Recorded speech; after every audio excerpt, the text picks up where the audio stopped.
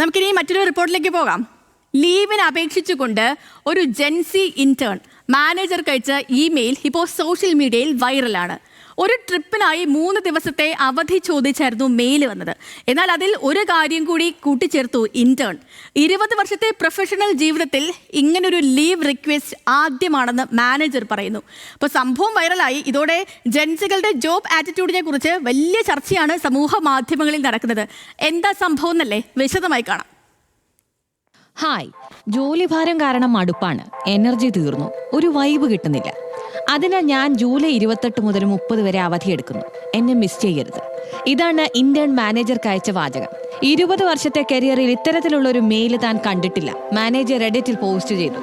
നിമിഷ നേരം കൊണ്ട് വലിയ ചർച്ചകൾക്ക് തന്നെ റെഡിറ്റ് വേദിയായി. എന്റെ ട്രെയിൻ PNR ഇതാണ്. ബുക്കിംഗ് സ്ലിപ്പ് താഴെ അറ്റാച്ച് ചെയ്യുന്നു. പിന്നീട് സംസാരിക്കാം, ബൈ എന്നും AI സ്റ്റാർട്ടപ്പ് കമ്പനിയിലെ ജെൻസി ഇന്റേൺ മാനേജർക്ക് അയച്ച മെയിലിലുണ്ട്.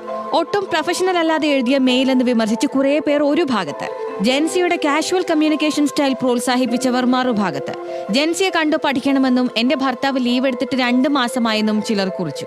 ജെൻസികൾക്ക് ഇത്തരം മെയിൽ അയക്കാൻ കഴിയുന്നത് സുഖ സൗകര്യത്തിൽ വളർന്നതുകൊണ്ടാണെന്നും മറ്റു ചിലർ. മിലേനിയൻസ് അനുഭവിച്ച സാമ്പത്തിക ബുദ്ധിമുട്ടുകൾ ജെൻസികൾ കണ്ടിട്ടില്ല എന്നുമുള്ള അമ്മാവൻ ഡയലോഗും അതിലുണ്ട്.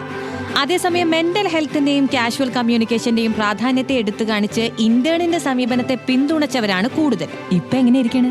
Entertainment desk, news Malayalam.